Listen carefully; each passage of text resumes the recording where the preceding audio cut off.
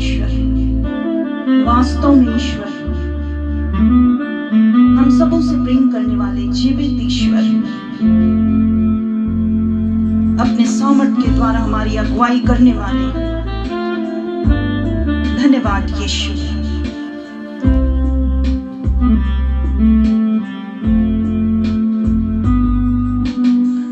हम तेरी स्तुति और आराधना करता हूँ मैं तुझसे ये प्रार्थना, महिमा से तेरी तू इस जगह को भर, जो भी तू चाहे तू यहाँ पे कर।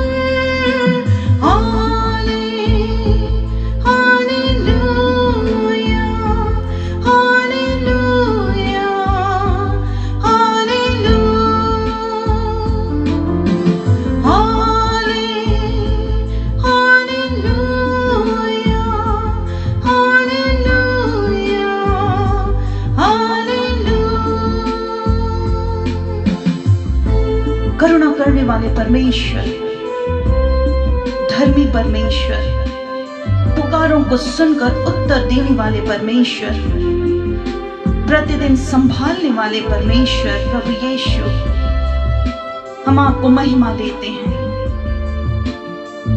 धन्यवाद, धन्यवाद यीशु।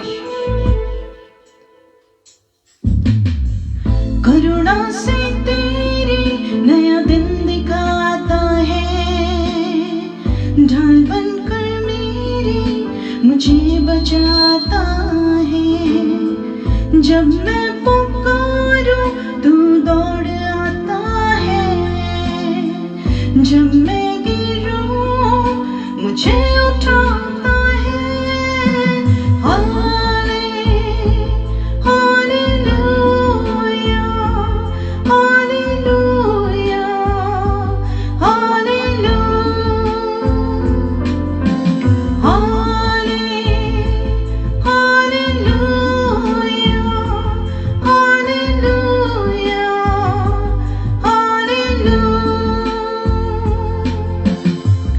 धन्यवाद मेरे नासरी, आप हमारे बीच में उपस्थित हैं। अपने नाम के निमित्त उद्धार करने वाले परमेश्वर, प्रत्येक को आप छू लीजिए, प्रत्येक को चंगा कीजिए, शांति दीजिए।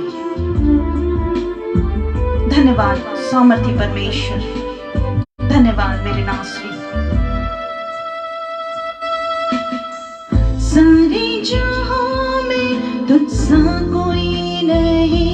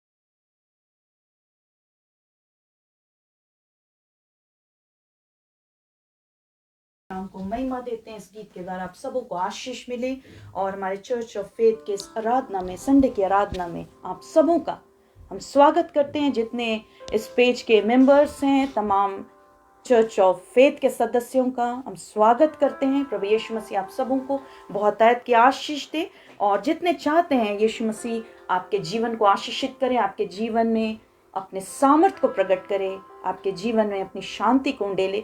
तो इस सभा में आप अंत तक बने रहें कि अंत में आपके लिए प्रार्थना हो, और उस प्रार्थना के द्वारा यीशु मसीह आपके जीवन में आश्चर्य प्रकट करे। हालेलुया। और जो नए हैं मैं उनको बता दूं, ये समय है, एक छोटी प्रार्थना होगी, प्रार्थना के साथ हम आगे बढ़ेंगे। और परमेश्वर के दास सुधांशु हैं हमारे बीच में, जो हमारे वचनों को, जो परमेश्वर ने हम सबों के लिए आज के दिन नियुक्त किया है, उन वचनों को हम तक पहुंचाएंगे और हमारे जीवन में उन वचनों के द्वारा प्रभु यीशु मसीह अपने सामर्थ को प्रकट करेंगे। हम मांगे प्रभु यीशु मसीह, आज जो वचन आप अपने दास के द्वारा देने जा रहे हैं वो हमारे जीवन में कई गुना आशीषों को लेकर आने पाए। हमें परमेश्वर के मार्गों पर चलना सिखाएं और हमारे विश्वास को हम मांगे प्रभु यीशु मसीह से कि उन विश्वास को दृढ़ करें।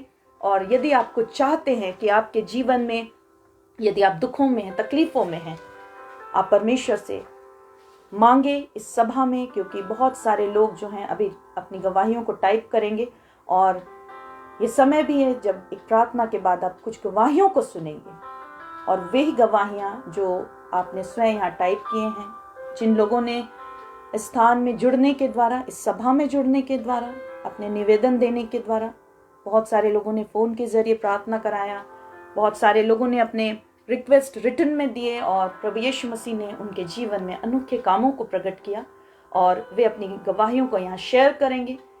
उन्हीं गवाहियों को का हम प्रिंट आउट निकालते हैं और वो आप तक पढ़कर सुनाते हैं। हालेलुया।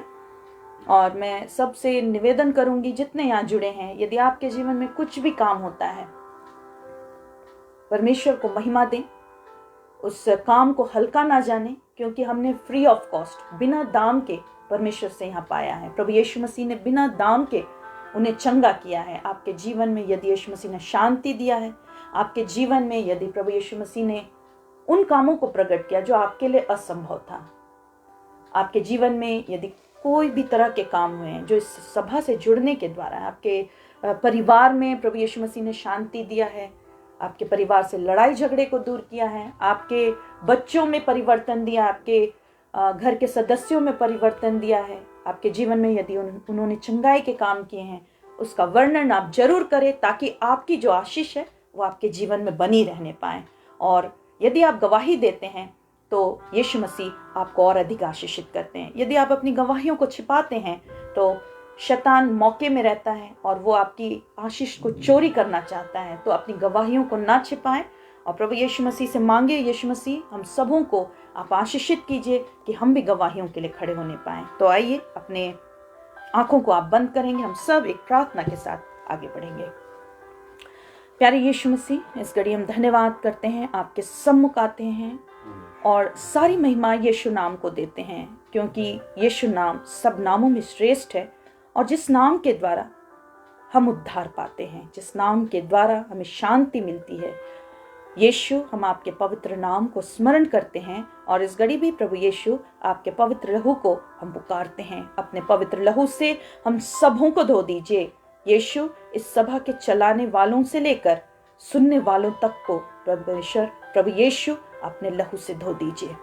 मेरे यीशु, हमारे गुनाहों को, अपराधों को आप मिटा दीजिए, हर एक श्रापों को मिटा दीजिए, हम सबों को नया बनाइए, हमारे जीवन को चंगा कीजिए, हमारे शरीर को चंगा कीजिए, हमारे मनों को चंगा कीजिए, हमारी आत्मा को चंगा कीजिए। मेरे नासरी यीशु, इस समय मांगते हैं जितने लोग हम सब जुड़े हैं इस आराधना में, प्रभु यीशु एक एक को विश्वास के वरदान से भर दीजिए, एक एक को सुरक्षा दीजिए, स्थिरता दीजिए कि स्थिर होकर आपकी आराधना में हम शामिल होने पाए। और यीशु, जो आपकी भेड़ें हैं वे आपका शब्द पहचानती है, अपनी भेड़ों को इकट्ठा कीजिए। और यीशु, जो जरूरतमंद है उन्हें प्रभु इस आराधना में आप जोड़िए, अपनी आत्मा के द्वारा आप उनकी अगुवाई कीजिए। महान यीशु मसीह, अपने दास को आप अभिषेक कीजिए, ताकि प्रभु जब वो आपके वचनों को यहाँ शेयर करते हैं, एक एक वचन एक एक के जीवन में फलवंत होने पाए, कोई भी बीज को शैतान चोरी करने ना पाए, हृदय की गहराइयों में वो बैठने पाए। और प्रभु यीशु, मांगते हैं आपकी इच्छा हम सबों के जीवन से पूरी होने पाए, इस सेवा से आपको महिमा मिले। और प्रभु यीशु, मांगते हैं अपने सामर्थ को हमारे बीच में उंडेल दीजिए।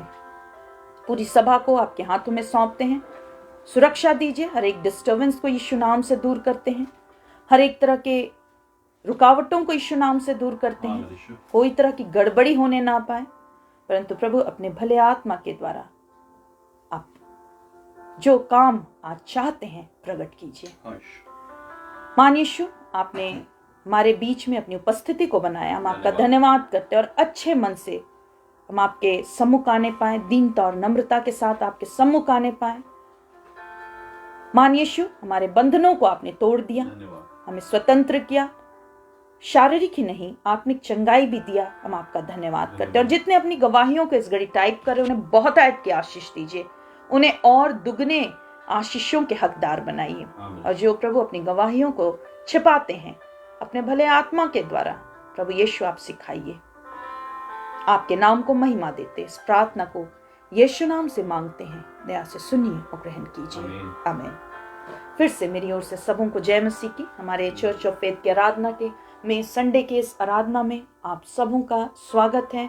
और प्रभु यीशु मसीह जो उनकी इच्छा है, हम मांगे प्रभु यीशु हमारे जीवन में आपकी इच्छा पूरी होने पाए। यदि आप नए हैं, आपने किसी तरह से परिचय पाया प्रभु यीशु मसीह का, तो आप भी मांगे प्रभु यीशु मसीह हमारे जीवन में भी आप अपने सामर्थ्य को प्रकट कीजिए। हालेलुया।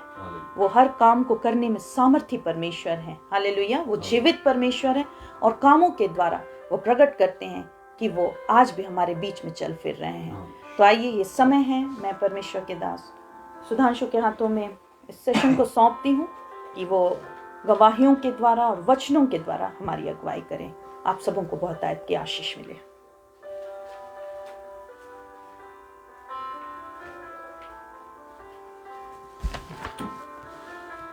सबों को जय मसीह और प्रभु यीशु मसीह के महासामर्थी नाम में फिर से आज के दिन आप सभी का स्वागत है। इसको लगाइए, सभी का स्वागत है। जितने लोग यहाँ पे आए हैं, जितने लोग अभी आराधना में जुड़े हैं, यीशु मसीह आप सबों के जीवन में बहुतायत से काम करे।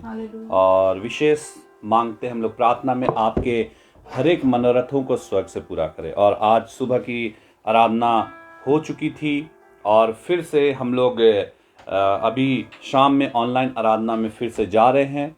यीशु मसीह आप सबों को, हम सबों को अपने आशीषों से भरे।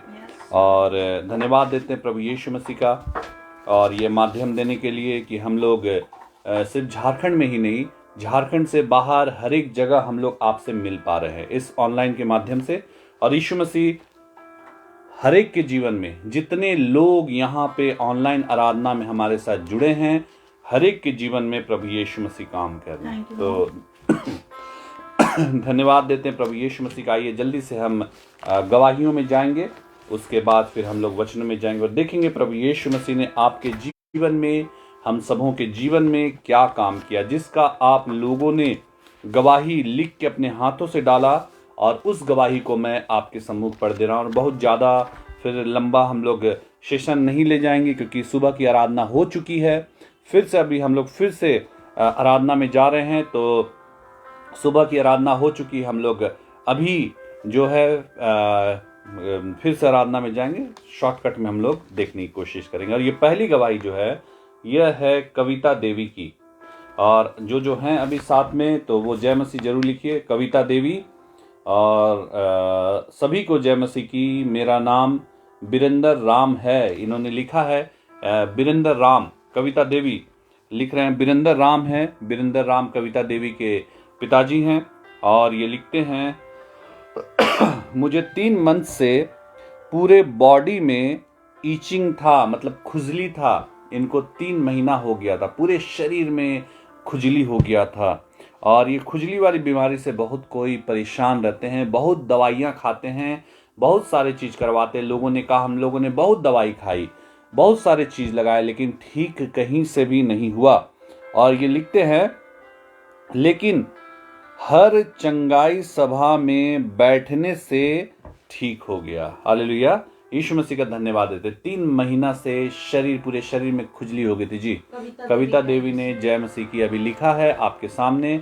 और बीरेंद्र राम जो हैं, उन्हीं के आईडी से देखते हैं। तो 3 महीने से खुजली जो हो गया था, लेकिन इस ऑनलाइन आराधना में शामिल होने से, इस ऑनलाइन आराधना को देखते देखते और इस ऑनलाइन आराधना में शामिल होने से उनके जो बदन की जो खुजली थी, और बहुत कुछ करवाए भी होंगे, दवाइयाँ भी ली होंगी इस 3 महीने के अंतराल में, लेकिन वो जो ठीक नहीं हो रहा था, इस आराधना में शामिल होते होते वो अपने आप ठीक हो गया। और ये लिखते, इसके लिए प्रभु यीशु मसीह को बहुत धन्यवाद और दीदी और भैया को बहुत आशीष मिले। फिर से सभी को जय मसीह। जय मसीह की। बिरेंद्र भाई, आपके जीवन में प्रभु यीशु मसीह ने काम किया, इसके लिए हम लाखों करोड़ों बार प्रभु यीशु मसीह को धन्यवाद देते हैं। और यीशु मसीह आप सबों को आशीष दे। और अभी फिर मैं एक बात कहना चाह रहा हूँ अपने कलीसिया के लोगों से, चर्च के लोगों से। चर्च बहुत लोग नहीं आ रहे हैं क्योंकि घर बैठे बैठे आप सोच रहे हैं कि हम आराधना में शामिल हो जा रहे हैं, इस ऑनलाइन आराधना में। तो ऐसा आप मत कीजिएगा, क्योंकि विश्राम दिन का पालन करना है। और ऑनलाइन आराधना ठीक है, लेकिन जो हमारे चर्च के मेंबर हैं, सबसे पहले उन्हें चर्च आना है। ऑनलाइन आराधना आप देख रहे हैं, वो अपने फ़ायदे के लिए फिर से देख रहे हैं, शाम को आप देखते हैं। और जब लॉकडाउन था उस समय हम लोगों को तो मजबूरी में चलाना पड़ा।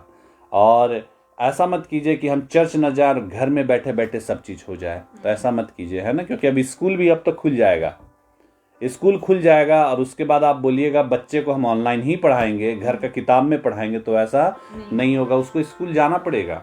उसी प्रकार हमारे चर्च के लोग थोड़ा सा ज़्यादा समझदार हो गए हैं और बहुत लोग घर में ही बैठे बैठे आराधना कर लेते हैं, क्योंकि ऑनलाइन जानते हैं संडे को शाम में होगा। ऐसा करेंगे तो हम लोग शायद बंद कर दें संडे ऑनलाइन, हम लोग संडे वाला ऑनलाइन हो सकता है बंद कर दें।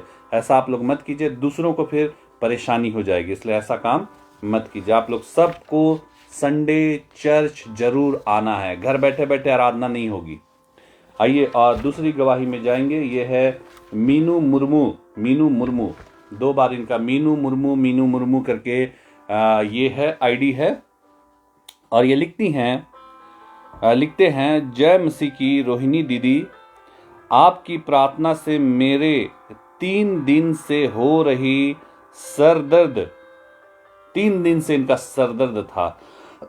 और ये कह रहे हैं कि आपकी प्रार्थना से मेरा 3 दिन से हो रहा सरदर्द, जो दवा खाकर भी खत्म नहीं हुआ, वो आपकी प्रार्थना से खत्म हुई। हालेलुया, यीशु मसीह का धन्यवाद देते। और यही गवाहियां हैं कि दवाइयों के द्वारा भी ठीक नहीं होता, जो काम वो प्रार्थना के द्वारा यीशु मसीह चंगाई देते हैं, यीशु मसीह चंगा करते हैं। और ये 3 दिन का सरदर्द, एक दिन में आदमी का नस फटने लगता, लेकिन ये 3 दिन पुराना सरदर्द ये यीशु मसीह ने चंगाई दिया। आज भी हमारे चर्च में गवाही दिए भाई सुखदेव करके हैं, उनकी पत्नी को 10 साल से माइग्रेन का प्रॉब्लम था। अगर है सुखदेव भाई, आप जय मसीह जरूर लिखिए, और नहीं भी है तो कोई बात नहीं, क्योंकि वो सुखदेव भाई सुबह में उन्होंने आराधना अटेंड किया है।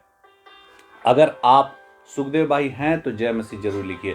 10 साल से उनकी पत्नी को माइग्रेन था, लेकिन जब से इस ऑनलाइन आराधना में उनकी पत्नी बैठने लगी, वो माइग्रेन जो है, उनका जो सरदर्द जो है, वो कहाँ चला गया उनको पता भी नहीं चला। यीशु मसीह का धन्यवाद देते। और ये भाई भी लिख रहे हैं कि 3 दिन से इनका सर में दर्द था। मीनू मुर्मू, अगर आप हैं तो जय मसीह की लिखिए।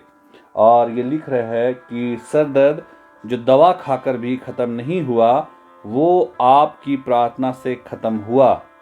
प्रभु यीशु मसीह को धन्यवाद करती हूँ, और कभी भी नहीं खत्म होने वाले दांत दर्द भी बिना दवा के ठीक हो गई। देखिए क्या बोल रहे, दांत दर्द भी था मीनू मुर्मू को, और कभी ना खत्म होने वाली ये लिख रही हैं। यानी कि कई दिनों से ये बीमारी थी और जो ठीक नहीं होता था। दांत दर्द की दवाई खाती होंगी, डॉक्टर के पास जाती होंगी, लेकिन इनका जो दांत का दर्द था वो ठीक नहीं होता था, कभी ना खत्म होने वाली ये लिख रही हैं। और लेकिन ये लिख रही हैं बिना दवा के ठीक हो गया इस ऑनलाइन आराधना में शामिल होते होते। हालेलुया। नहीं है मीनू मुर्मू? हाँ, देखिए बहन, सर दर्द और दांत दर्द ठीक हो गया और आप आज नहीं हैं, तो ऐसा ना हो कि फिर से कुछ बड़े परेशानी में। यीशु मसीह ने जब चंगा किया तो यीशु मसीह ने कहा कि अपने इस बीमारी से बची रह। ऐसा ना हो कि फिर से बीमारियां फिर से हमें घेर ले। और ये लिखते हैं दवा के ठीक हो गया, बाकी के समस्या भी खत्म हो जाएंगे, हम विश्वास करते हैं प्रभु यीशु मसीह पर। आमीन, प्रेज द लॉर्ड। बिल्कुल खत्म होगा, लेकिन आपको सभा में बने रहना होगा, तब तो खत्म होगा, नहीं तो कैसे खत्म होगा। यीशु मसीह भी क्यों काम करेंगे अगर आप सभा में नहीं बने रहेंगे। जब सभा में बने बने आपका कभी सर दर्द दांत का दर्द जो ठीक नहीं होता था वो ठीक हो गया, सर का दर्द वो भी ठीक हो गया, तो और भी समस्याएं यीशु मसीह जरूर सॉल्व करेंगे। लेकिन बिना वचन सुने नहीं, बिना सभा में शामिल हुए नहीं। अगर आप चाहते हैं मीनू मुर्मू, अगर बाद में आप रिकॉर्डिंग देखती हैं तो इस बात को ध्यान दीजिए कि सभा में आपको शामिल होना होगा, तब यीशु मसीह काम करेंगे। आइए तीसरी गवाही में जाएंगे, और ये है हर्षित किरकिट्टा। बहन हर्षित किरकिट्टा की गवाही है, और ये लिखती हैं, जय मसीह की, मेरा नाम हर्षित किरकिट्टा है। मेरी गवाही 31/1/2021 संडे सुबह की है, और संडे के सुबह में 31 तारीख को इनका गवाही है। और ये लिखती हैं, मेरे स्टोमक में मतलब पेट में बहुत ठंड लग गई थी। क्या आईडी है इनका? हर्षित किरकिट्टा। और मीनू मुर्मू का आप लिख लीजिए, वो एब्सेंट है, नहीं है। मीनू मुर्मू 2 बार। और ये लिखती हैं, मेरे पेट में बहुत ठंड लग गई थी, मेरी हालत बहुत खराब हो गई थी। देखिए ये लिख रही कि बहुत खराब, है ना। देखिए हर्षित किरकिट्टा जय मसीह की उन्होंने लिखा, अभी उन्हीं की गवाही है। और ये लिखती हैं, बहुत खराब इनकी हालत हो गई थी, थोड़ा मोड़ा खराब भी नहीं, बहुत ही ज़्यादा खराब हो गई थी। और ये लिखती हैं, बहुत बेचैनी और सांस लेने में तकलीफ हो रही थी। सांस लेने में तकलीफ, बेचैनी, हालत खराब, पेट में ठंड, बहुत सारे चीज हो गए थे। और ये लिखती हैं, दवा भी खाई, लेकिन जैसे ही दवा खाई बहुत ज्यादा वोमिटिंग होने लगा, उल्टियां होने लगी। दवाई खाई, उल्टा ही असर हो गया और उल्टियां होने लगी, शरीर ठंडा हो गया। लेकिन उसी समय पास्टर द्वारा इवनिंग चर्च शुरू हो गया। संडे का बात था और शाम को ये इवनिंग चर्च में शामिल हुई, इस ऑनलाइन आराधना में शामिल हुई। और मैं बेड पे से ही प्रेयर सुनने लगी। बेड में लेटे लेटे इन्होंने प्रार्थना सुना। बहुत ज्यादा तबीयत खराब था, लेकिन ये बेड में लेटे लेटे प्रेयर सुनने लगी। और जैसे ही पास्टर द्वारा लास्ट में चंगाई प्रार्थना खत्म हुआ, मैं पसीने से भींग गई और पास्टर रोहिणी ने मेरे लिए फिर से प्रेयर की और मैं पूरी तरीके से ठीक हो गई। इन्होंने फिर प्रार्थना कराया, और पहले तो ऑनलाइन आराधना में ही, जब लास्ट में पास्टर ने यहाँ प्रार्थना किया मोबाइल में, और वो वहाँ पसीने से भींग गई। बुखार जो था, जो भी परेशानी था, वो जाने लगा। फिर इन्होंने फ़ोन किया और प्रार्थना कराया फ़ोन में, और यीशु मसीह ने इन्हें चंगाई दिया, पूरी तरह से ठीक हुई। इस बड़ी गवाही से प्रभु यीशु मसीह को महिमा मिले, और पास्टर रोहिणी और उनके परिवार को यीशु मसीह बहुत आशीष दे। फिर से सभी को जय मसीह। जय मसीह की बहन, आपके जीवन में प्रभु यीशु मसीह ने काम किया। हालेलुया। और धन्यवाद देते हैं हर्षित बहन के जीवन में प्रभु यीशु मसीह ने काम किया। बहुत लोग अभी यहाँ रिक्वेस्ट मुझे लगता है लिख रहे हैं, कुछ लोग रिक्वेस्ट अपने डाल रहे हैं। आप अगर चंगाई चाहते हैं, आप चाहते हैं आप ठीक हो जाएं, तो इस सभा में जो हर एक ट्यूसडे और संडे शाम 7 से 8:30 बजे तक चलता है, उसमें आपको शामिल होना होगा। आप शामिल होंगे, देखिए आप अपने आप, यीशु मसीह आपको चंगाई देंगे। आप रिकॉर्डिंग भी सभा जो हमारा बहुत पहले से डला हुआ, उसको सुनिए, देखिए यीशु मसीह आपके जीवन में काम करेंगे। आइए कुछ और गवाहियों में जाएंगे जो आपने अपने हाथों से लिखा है। उसके बाद वचन का समय हो गया, हम लोग फिर वचन में जाएंगे। और ये है भाई सुधीर कुजूर करके है, और इनकी गवाही है। ये लिखते हैं, जय मसीह की, मेरा नाम संगीता कुजूर है, मैं झारखंड की हूँ, मेरा गांव चैनपुर के पास है। अभी मैं मध्य प्रदेश भिंड में रहती हूँ। मध्य प्रदेश में ये रहती हैं।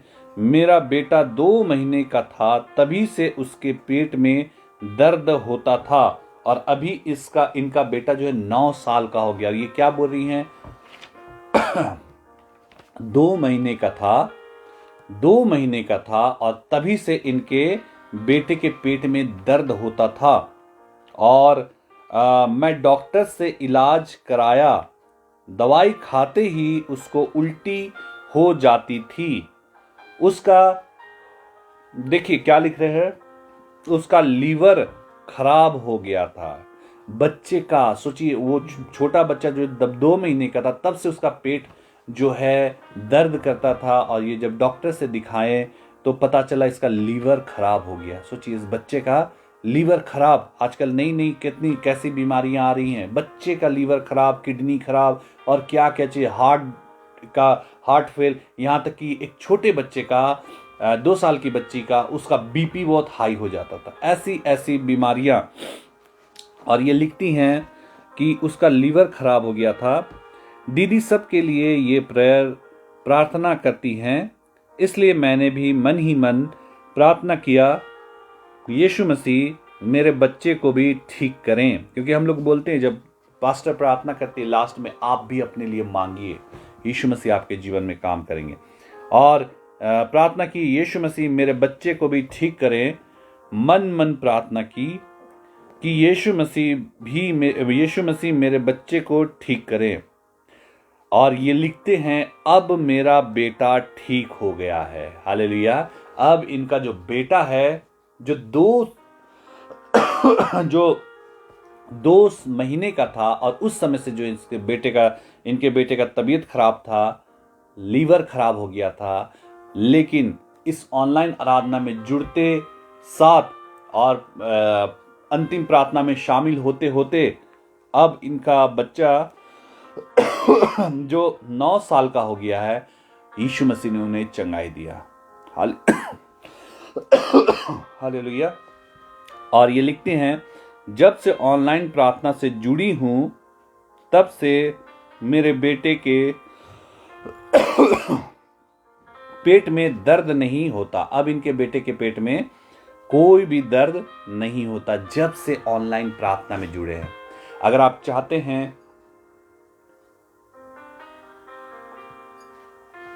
चाहते हैं आपके जीवन में काम हो, आपको क्या करना है? आपको सिर्फ आराधना में जुड़ना है, क्योंकि यहां पे वचन सुनाए जाते, बिना वचन के आप चंगाई नहीं पा सकते। यहां पे गवाहियां होती हैं जो आपके विश्वास को बढ़ाते हैं और तब जाके आपके लिए प्रार्थना होती है और यीशु मसीह काम करते हैं।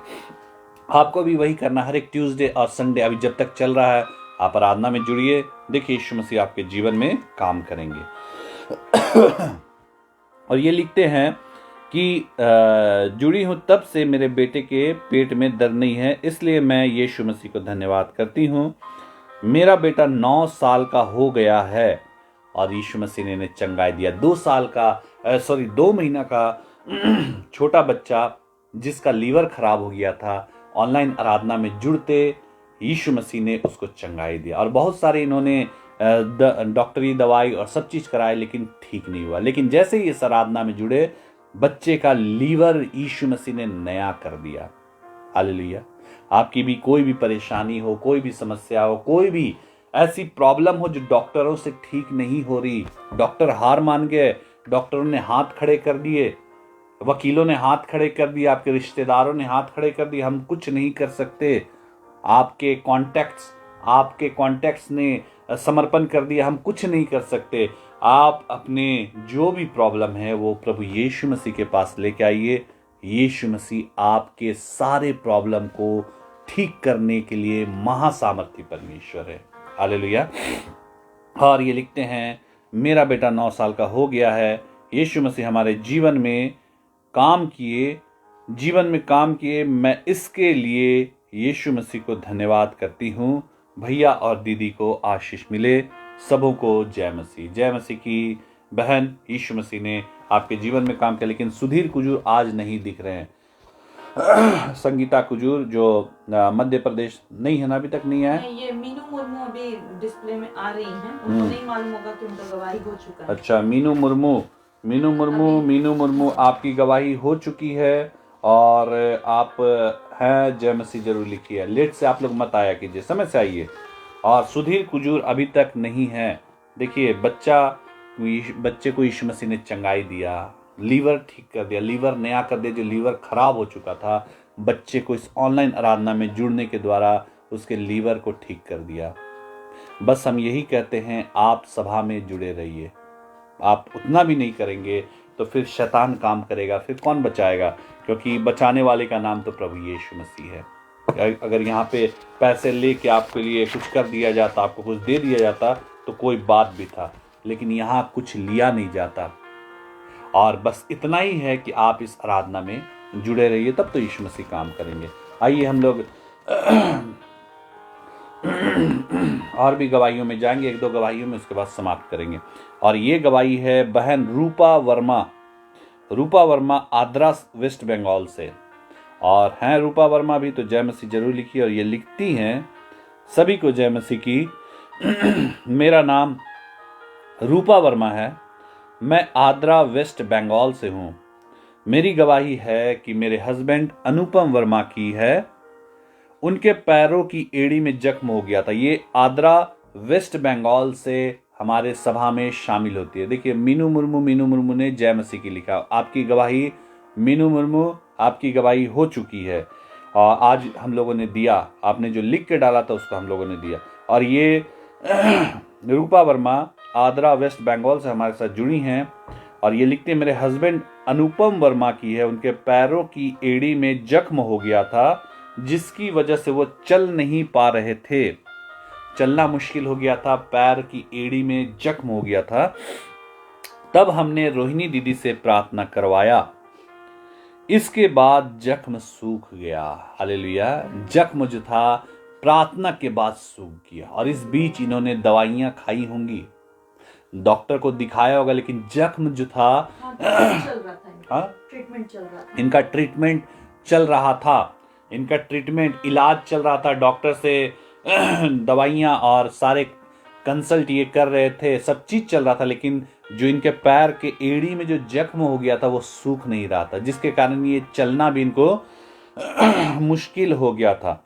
और ये लिखते हैं, तब हमने रोहिणी दीदी से प्रार्थना करवाई, इसके बाद जख्म सूख गया। हालेलुया। जो डॉक्टर से नहीं हुआ, डॉक्टर जिस जख्म को ठीक नहीं कर पाए, वो प्रार्थना के जरिए तुरंत जैसी प्रार्थना करवाए वो ठीक हो गया। अब वो ये लिखती हैं, और वो ठीक से चलने लगे। और ये आद्रा में है, वेस्ट बंगाल में, वहां से ऑनलाइन सभा देखती हैं और पता नहीं आज है कि नहीं है, लेकिन इनके जीवन में बहुत यीशु मसीह ने काम किया। अगर हैं लिखिए नाम रूपा वर्मा, अगर हैं तो जय मसीह जरूर लिखिए। रूपा वर्मा अगर आप हैं तो जय मसीह लिखिए। और अभी चलने लगे हैं।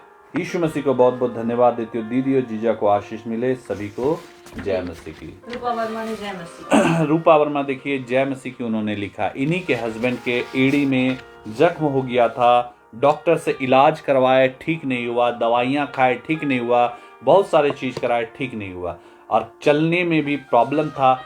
जैसे ही इन्होंने प्रार्थना कराया वैसे ही यीशु मसीह ने इनके हस्बैंड के पैर को चंगाई दिया, ठीक किया, अब वो अच्छे से चलते हैं। इसलिए मैं कहता हूं हमेशा कि आपके भी कुछ भी प्रॉब्लम क्यों ना हो, आप सारे प्रॉब्लम को प्रभु यीशु मसीह के पास लाइए। देखिए यीशु मसीह आपके जीवन में काम करेंगे। अगर आप थक गए, हार गए, कोई बात नहीं, आप प्रभु यीशु मसीह पे भरोसा रखिए। देखिए यीशु मसीह आपके लिए काम करेंगे। और सबके लिए एक ही नियम है, यहाँ आपको आराधना देखना पड़ेगा, आपको आराधना में शामिल होना पड़ेगा, क्योंकि आप ही के लिए आराधना चलाई जा रही है। बाहर के लोगों के लिए विशेष करके, क्योंकि हमारे चर्च के रांची और यहाँ के लोगों के लिए तो हमारे संडे आराधना चल जाती है, उनको कोई प्रॉब्लम नहीं है, और आप ही लोग के लिए, इसलिए आप लोग सभा में बिल्कुल शामिल रहिए। एक अंतिम गवाही देंगे और समाप्त करेंगे, और ये है सृष्टि सिन्हा के आईडी से ये लिखती हैं, सबों को मेरी ओर से जय मसीह की। मेरा नाम सीमा कुमारी है। ये सीमा कुमारी बहन है, वो सृष्टि सिन्हा के नाम से ये चलाती हैं, देखती हैं, और ये लिखती है, मैं सिल्ली की रहने वाली हूँ। सिल्ली में ये रहती हैं, और मेरी गवाही, ये झारखंड और बिहार बंगाल का बॉर्डर सिल्ली पड़ता है, बॉर्डर तरफ पड़ता है और वहाँ की रहने वाली हैं। और ये लिखती है, मेरी गवाही ये है कि मैं सिल्ली पॉलिटेक्निक कॉलेज में पढ़ाई करती हूँ और कॉलेज फीस जमा करना था और मेरे घर में इतना पैसा नहीं था कि मेरे घर वाले फीस जमा कर देते। आखिरी डेट 31/1/2021 तक था। मम्मी पापा बहुत परेशान थे क्योंकि फीस जमा करने का पैसा ही इनके पास नहीं था। अब मम्मी पापा बहुत परेशान थे। मैं रोहिणी दीदी को फ़ोन पे सारी प्रॉब्लम बताई और मेरे लिए विशेष प्रेयर हुआ और प्रार्थना का फल ये हुआ कि कॉलेज तरफ से मेरा आधा फीस माफ हो गया। हालेलुया।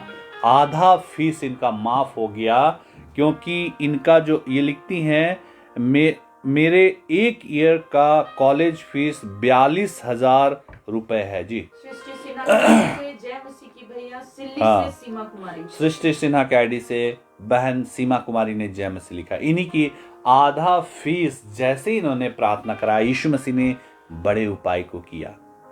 यीशु मसीह ने इनके लिए अद्भुत उपाय किया। आधा फीस कॉलेज की तरफ से ऐसे माफ नहीं होता और सारे इंतजाम प्रभु यीशु मसीह ने किए और ये लिखते हैं माफ हो गया और आधा फीस 42,000 में से आधा फीस यानी 21,000 रुपया इनका कॉलेज ने माफ कर दिया। 26/1/2021 को जब मेरी मम्मी सिल्ली के विधायक से मिली और बोली मेरे कॉलेज फीस के बारे में, प्रार्थना कराने के बाद ये गई और सब चीज इनका अरेंजमेंट हो गया और वो विधायक इनसे मिले और इन्होंने बाकी बातें बताई और विधायक भी मान गए।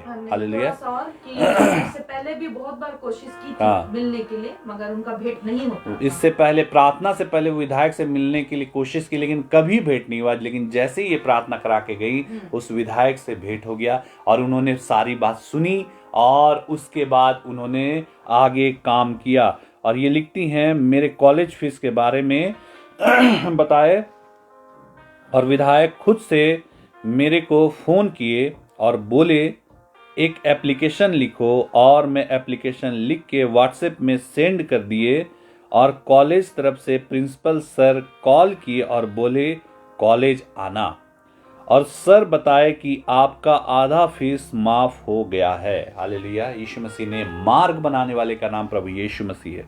और जो कॉलेज तरफ से स्कॉलरशिप हमको मिलता है वो जमा करने को और हमको घर तरफ से एक भी पैसा जमा नहीं करना है। एक पैसा इनको जमा नहीं। जो कॉलेज तरफ से स्कॉलरशिप मिलने वाला था उसी में से इनका 21,000 भी वहीं से डिपॉजिट हो जाएगा, यानी एक पैसा भी इनको नहीं देना पड़ेगा।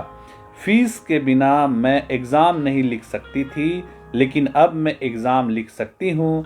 इस बड़ी गवाही से यीशु मसीह को महिमा मिले, रोहिणी दीदी और सुधांशु भैया को आशीष मिले और वर्ल्ड की सेवा मिले और आप सभी को आशीष मिले। फिर से सभी को जय मसीह। जय मसीह की बहन, यीशु मसीह ने इनके जीवन में काम किया। महासामर्थी परमेश्वर हैं, उनके लिए कोई भी काम कठिन नहीं। आपके जीवन में भी ऐसी परेशानी अगर आ जाए, आगे कुछ दिखाई न दे, क्या करना उसके बाद? इधर उधर हाथ पैर मारना है या यीशु मसीह के पास आना है?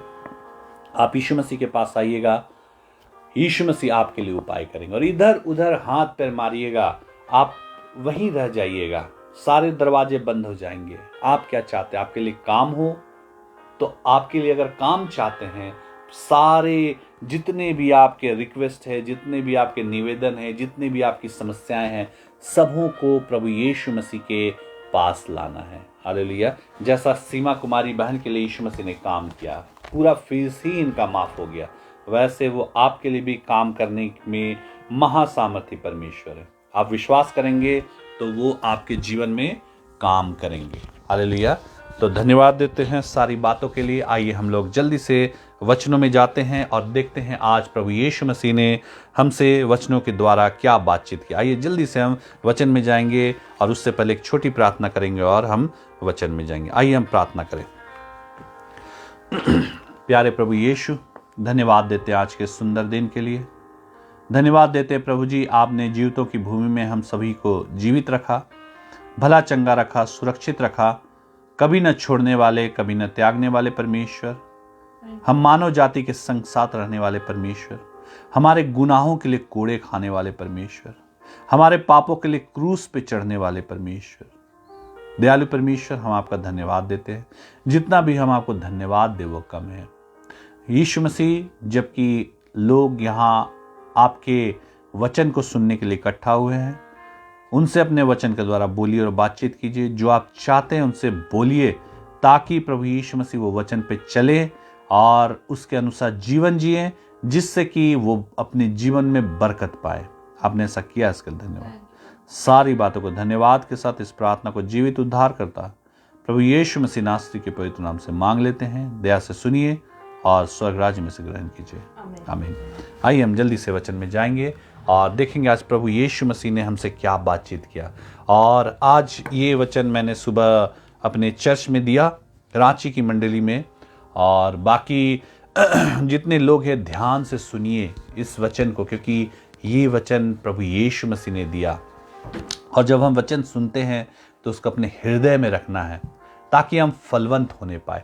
और प्रभु यीशु मसीह ने जो बातचीत किया वो ये किया कि जब हम यीशु मसीह में चलते हैं, यीशु मसीह में आगे बढ़ते हैं, तो हमें एक दूसरे को नहीं देखना है, एक दूसरे को नहीं देखना है।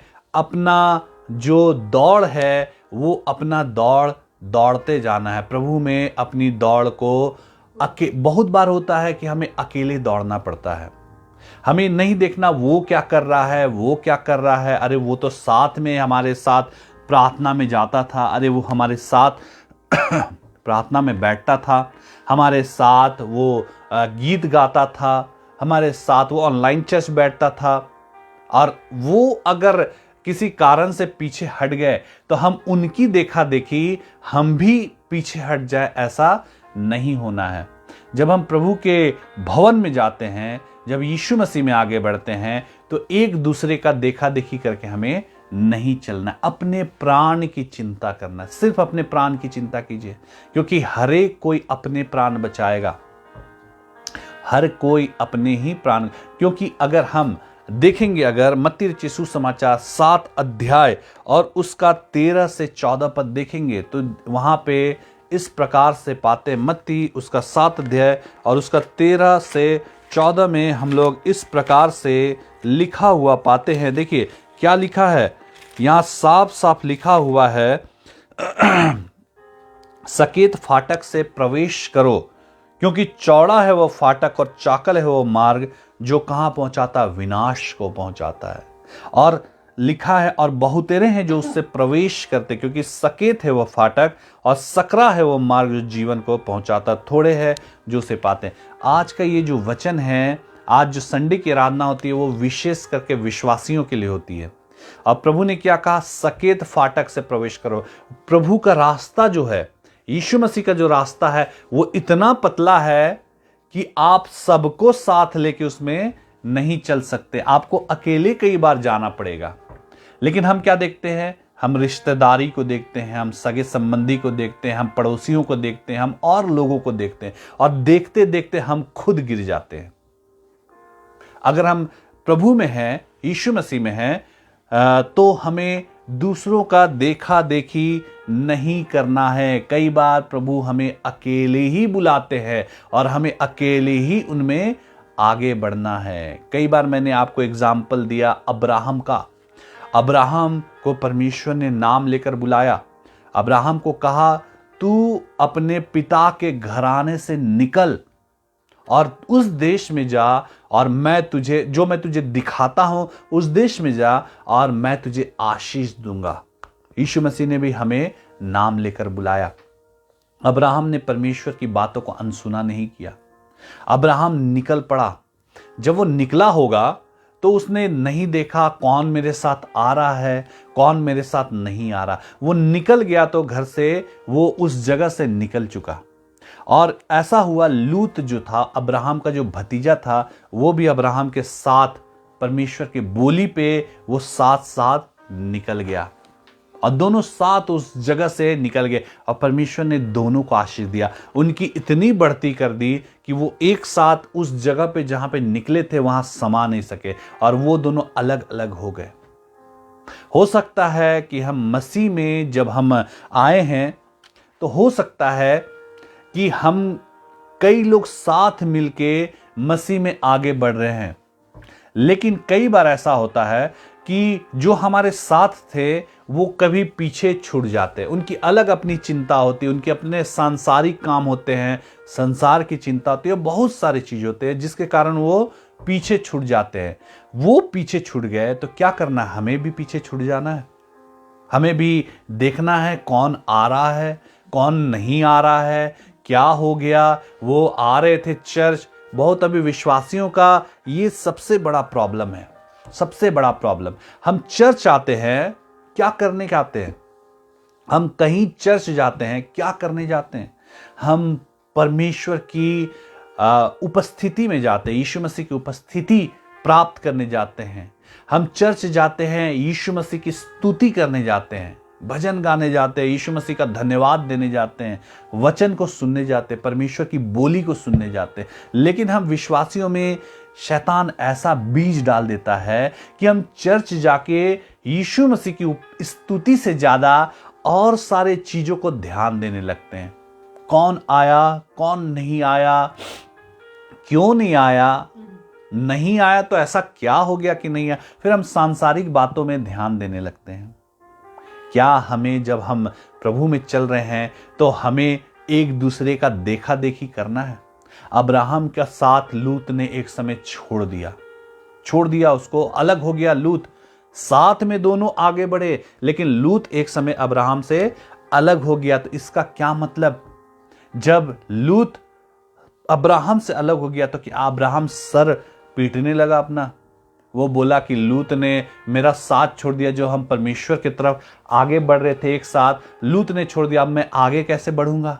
अब मेरा क्या होगा? अब मैं परमेश्वर में आगे कैसे बढ़ूंगा? लेकिन नहीं, अगर हम बाइबल देखें, अब्राहम ने अपनी दौड़ जारी रखी। अब्राहम ने जो कदम उठाया था उसको जारी रखा, अपना संबंध परमेश्वर से जारी रखा।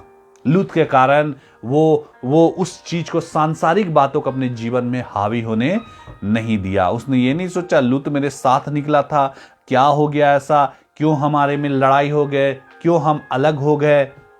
लेकिन उसने अपनी दौड़ और अपना जो कदम था उसको जारी रखा, और उसका ये फल हुआ कि परमेश्वर ने अब्राहम को बहुत आशीष दिया, बहुत आशीष दिया, उसको बहुत ऊंचा उठाया, क्योंकि उसने दुनियादारी की चिंता नहीं की। मैं फिर कहता हूं मेरे प्रियो, हम चर्च में भी जब जाते हैं, कई लोग हो सकता साथ में हम संगति कर रहे हैं, कई लोग आएंगे, कई लोग जाएंगे, आना जाना लगा रहेगा।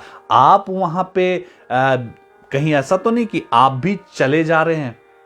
आप आए तो हैं चर्च में जहां संगति कर रहे, कहीं आप भी तो निकल के कहीं चले तो नहीं जा रहे। आप अपने बारे में सोचना है हमें, दूसरों के बारे में इतना ज्यादा दिमाग लगाने का हमें जरूरत नहीं है। क्योंकि जब लूत भी, आप लोग जानते हैं इस बात को और आप सभी जानते हैं, जब लूत जो था वो, उसको परमेश्वर के दूतों ने कहा इस देश को छोड़ के तू भाग, यहां से अपने प्राण को लेकर भाग और पीछे की तरफ तू मत मुड़ना। सभी जानते पीछे की तरफ तू मत देखना, मत मुड़ना।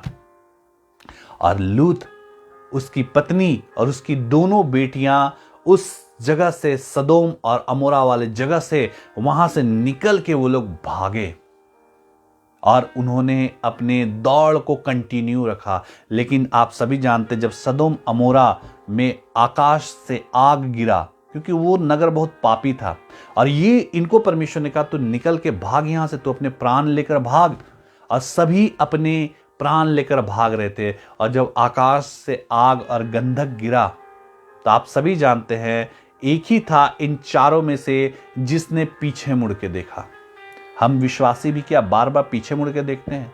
हम विश्वासी क्या देखते हैं? अरे हमारे साथ चलने वाले तो बहुत थे, वो कहाँ चले गए, वो कहाँ चले गए। सांसारिक बातों पे मन लगाने लगते हैं। या चर्च आते तो परमेश्वर की स्तुति करने के लिए हम आते हैं, यीशु मसीह के लिए सिर्फ आते हैं, या फिर हम उस भाई उस बहन को खोजते हैं। ये आज एक विश्वासियों के जीवन में शैतान ने एक बहुत गलत बीज बो दिया है। इसलिए आप इस बात को ध्यान दीजिए। लूत, उसकी पत्नी, दोनों बच्चियां भाग रही थी। किसके लिए? अपने अपने प्राण को बचाने के लिए। लूत अपनी पत्नी के प्राण को बचाने के लिए नहीं भाग रहा था, और लूत की पत्नी अपने बेटियों के प्राण को बचाने के लिए नहीं भाग रही थी। लूत की बेटियां अपने पिता के प्राण को बचाने के लिए नहीं भाग रही थी, लेकिन क्यों भाग रही थी? अपने अपने प्राणों को बचाने के लिए। वैसे ही हम जब परमेश्वर के भवन में जाते, यीशु मसीह में आगे बढ़ रहे, यीशु मसीह में हम आते हैं, तो किसके लिए आते? सबसे पहले तो अपने प्राणों को बचाने के लिए। और जब आप जानते हैं, जब आकाश से आग और गंधक उस सदोम और अमोरा में गिरा, आकाश से गिरा, तो एक ही ने, उन चारों में से एक ने पीछे मुड़ के देखा। और आप सभी जानते हैं, और जैसे ही पीछे देखा, क्योंकि परमेश्वर ने कहा था पीछे मुड़ के मत देखना, कुछ भी हो जाए। क्या कहा? बोलने का क्या मतलब था? कुछ भी हो जाए, कैसी भी परिस्थिति हो, कुछ भी तुम्हारे सामने हो जाए, लेकिन एक ही काम करना, पीछे मुड़ के मत देखना। यीशु मसीह आज आपसे वही कह रहे हैं, पीछे मुड़ के अब मत देखो, आगे बढ़ते जाओ, मसीह में आगे बढ़ते जाओ, कलीसिया में आगे बढ़ते जाओ। कौन आ रहे हैं कौन नहीं आ रहे उससे मतलब मत रखो। और लूत की पत्नी ने देखा पीछे मुड़ के, और आप सभी जानते हैं वो उसी घड़ी नमक का खंबा बन गई। नमक का खंबा वो बन गई उसी घड़ी। अब सोचिए, मैंने पहले भी आपको कहा, क्या लूत को और उनकी बेटियों को नहीं मालूम था, कि लूत को ये नहीं मालूम था कि उसकी पत्नी एक बैग शांत हो गई? ऐसा तो नहीं कि सब अपने मुंह को दबा के भाग रहे थे। जब स्वर्गदूतों ने ये नहीं कहा था तुम बात करते हुए मत भागना, स्वर्गदूतों ने कहा था अपने प्राण को लेकर भाग और पीछे मत देख। यानी वो लोग सब एक दूसरे को इनकरेज कर रहे होंगे, प्रोत्साहित कर रहे होंगे, चलो चलो जल्दी चलो जल्दी चलो, देखो अभी जलजलाहट होने वाला, हमें जल्दी उस पार चले जाना है। सब एक दूसरे को बोल रहे होंगे। लूत की पत्नी भी अपनी बेटियों को बोल रहे होगी, अपने पति को लेकिन एक बैग उसका आवाज आना बंद हो गया। क्यों? क्योंकि उसने पीछे देखा, उसने देखा कौन मेरे साथ आ रहा है, मेरे पीछे क्या हो रहा है, ये सब सारे चीजों को उसने देखा, और एक बैग उसका आवाज आना बंद हो गया। तो क्या उसकी बेटियों को नहीं पता था कि उसकी मां को कुछ हो गया? बिल्कुल मालूम होगा। और वो अपने पिता से पूछ रही होगी, पापा, पिताजी जो भी बोलते हैं उस समय, कि देखिए माँ को क्या हो गया, माँ का आवाज आना बंद हो गया। और दोनों बेटियां पुकार रही होंगी अपने माँ को, माँ तुम कुछ बोलती क्यों नहीं हो, माँ तुम्हें क्या हो गया, तुम कुछ क्यों नहीं बोलती। लेकिन लूत ने क्या किया होगा जानते हैं? मैं विश्वास करता हूं क्या किया होगा उसने। लूत ने क्या बोला होगा उस समय? उसने अपने बेटियों को हो सकता समझाया होगा, कुछ भी हो जाए बेटी पीछे मुड़ के मत देखना, पीछे मुड़ के मत देखना, कुछ भी हो जाए पीछे मुड़ के मत देखना। लूत ने अपनी बेटियों को समझाया, क्योंकि वो गार्जियन था। आज परमेश्वर प्रभु यीशु मसीह आपको भी यही कहते, आगे बढ़ते जाओ, कौन क्या कैसा कहां गया मत देखो, तुम सिर्फ आगे बढ़ते जाओ, मेरे में आगे बढ़ते जाओ, जहां मैंने तुम्हें रोपा है वहां तुम अच्छे से आगे बढ़ते जाओ। हालेलुया। अगर लूत भी देखता, हम कलीसिया में देखते हैं ना, परमेश्वर ने रोप दिया कलीसिया में, बहुत देखते हैं वो कैसा पहना है, उसने ड्रेस कैसा किया है, उसने क्या पहना है, आज उसने क्या बोल दिया, वो आ रहा था 2 सप्ताह हो गए वो नहीं आने लगा, क्या रीजन हो गया। हम पीछे मुड़ के दाएं बाएं हर चीज देखते हैं। हमारा जब कलीसिया में बैठते हैं, जब प्रभु में आते हैं, हमारा ध्यान सिर्फ यीशु मसीह होने चाहिए।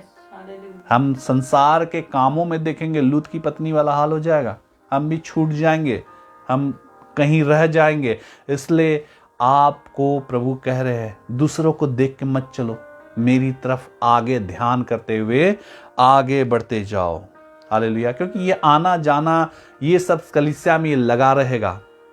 क्योंकि यीशु मसीह ने क्या कहा, यूहन्ना रचित सुसमाचार उसका 15 अध्याय 1 पद में, सच्ची दाखलता मैं हूं, मेरा पिता किसान है, जो डाली मुझ में है और नहीं फलती उसे वो काट डालता है ना, बोला ना, जो डाली मुझ में है और नहीं फल रहा है वो उसे काट डालता है, और जो फलती है उसे वो छांटता है, ताकि किस लिए, ताकि और फले।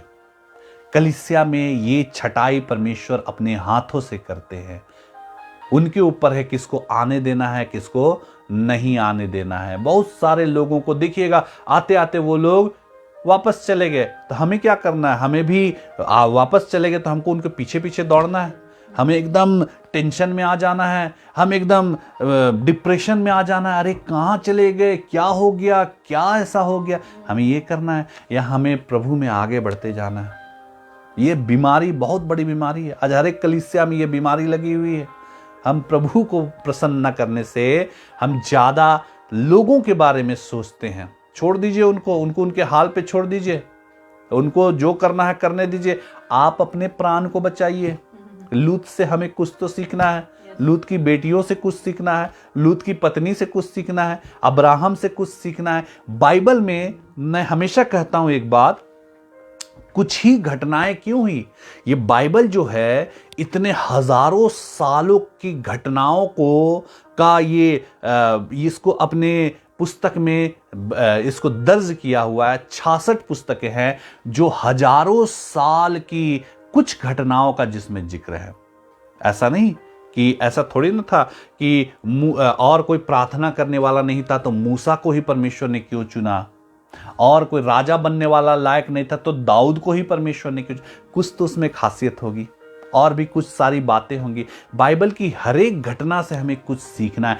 क्यों इसी बात को, लूत और उसकी इसी पत्नी और उसकी बेटियों के बात को ही बाइबल में क्यों डाला हुआ है? और भी तो लोग वहां नष्ट हुए, और भी तो कुछ हुआ होगा, उन सारी बातों का बाइबल में जिक्र क्यों नहीं है? क्योंकि हमें बाइबल सिखाती है और उस चीज को हमें सीखना है। हालेलुया। इसलिए आप इस बात को ध्यान दीजिए।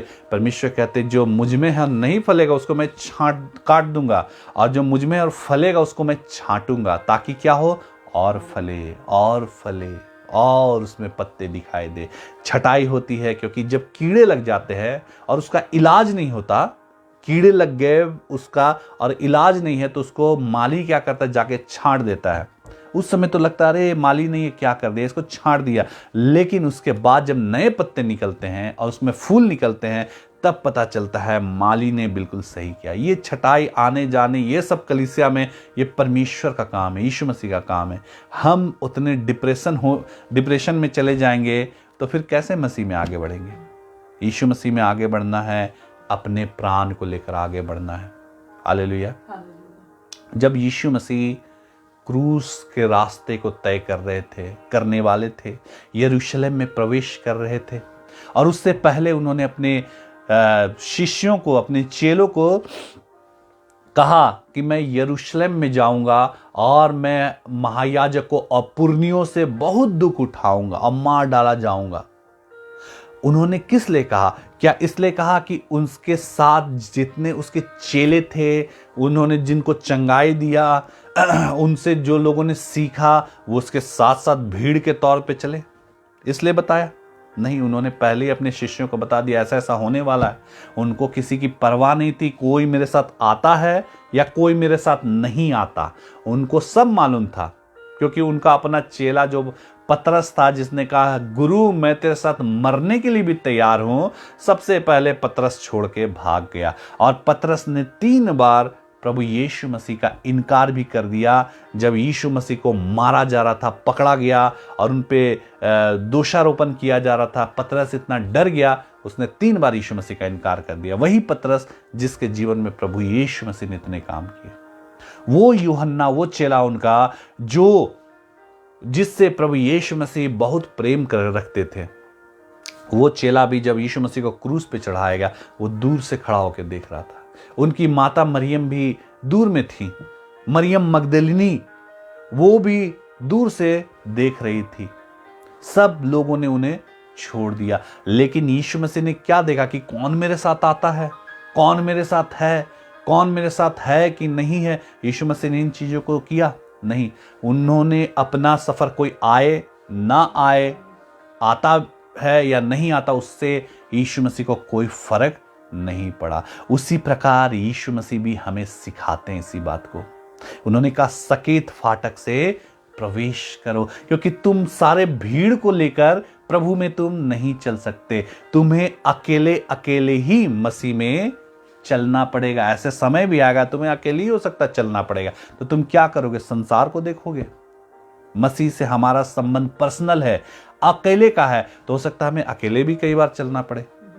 और हम क्या करते हैं? संसार को देखते हैं, कलीसिया में हमारे लोगों को देखते हैं और भी चीजों को देखते हैं, फिर हम बोलते हैं अब हम साथ में चलेंगे। ऐसा नहीं हो सकता। आप जानते हैं बाइबल में जिक्र है यीशु मसीह ने कितने चेलों को नियुक्त किया? 12 चेलों को। यीशु मसीह ने 12 चेले बनाए और उन्हें नियुक्त किया। उसके बाद यीशु मसीह ने और 70 चेले बनाए, 70 चेले, और उन्हें अधिकार भी दिया।